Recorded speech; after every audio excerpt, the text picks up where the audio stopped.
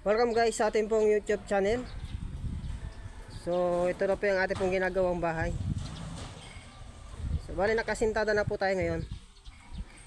Ngayon guys, ang ating pong pag-uusapan ay kami po ay nakabili po ng peke na bakal.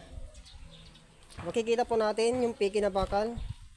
Ito po yung bakal na sinasabi ko sa inyo guys, na peke siya.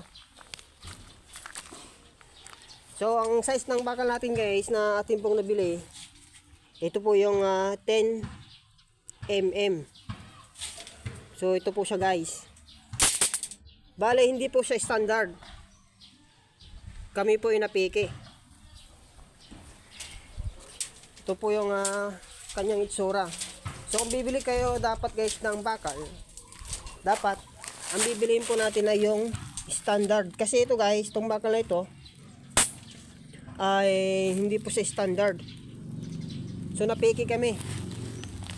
Imbis na gagamitin po namin ito sa paggawa po ng arnilyo o yung tinatawag na stirrup, ay hindi po namin hindi po kami makasimbol kasi nga ho, sa bakal nito ay peke. So bakit peke? So ipapakita ko sa inyo guys itong ating pong bakal. So magsasample tayo guys para malalaman natin na peke ito. So ito po siya guys, yung 10 mm. Yan magkakaparehas po silang lahat.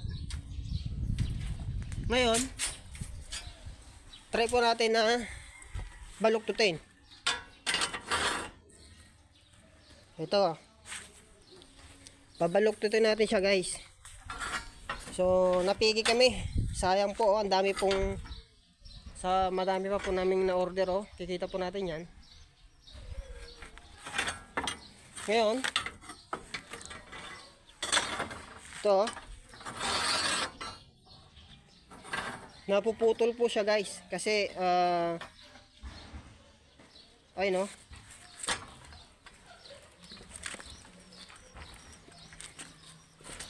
Oops, ayun. Kita natin actual siya. Naputol po siya guys. So mag-ingat po tayo. Ayun naputol siya. Ulitin natin guys, para makita natin yung kanyang pagkapiki.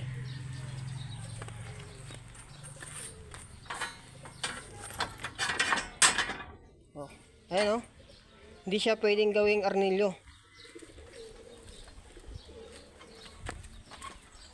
Ayun naputol.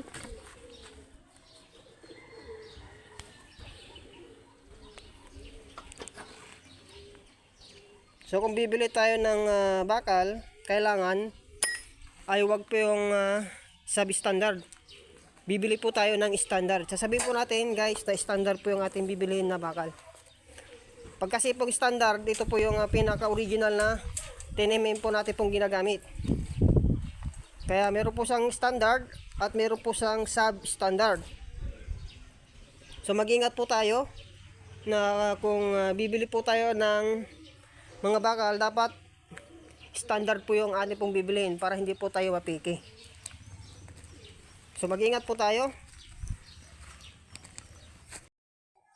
So ito na guys, yung peke na bakal. Kita po natin. I-compare po natin dito. Sa isa ay talagang bakal na bakal po siya yan siya guys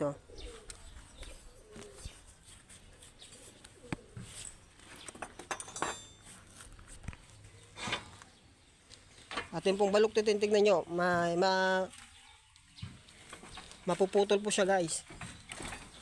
Putol.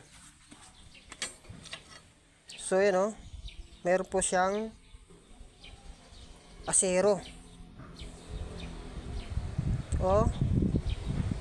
Di po siya pure na bakal, asero po siya. So ito naman guys yung isa. Ito po yung talagang bakal standard. Yan babaluktutin natin siya ngayon.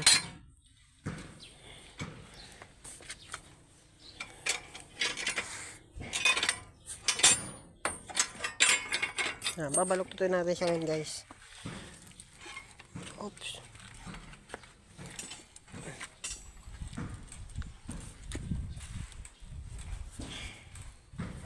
Ayun. So yan guys. Ito po yung standard natin pong bakal.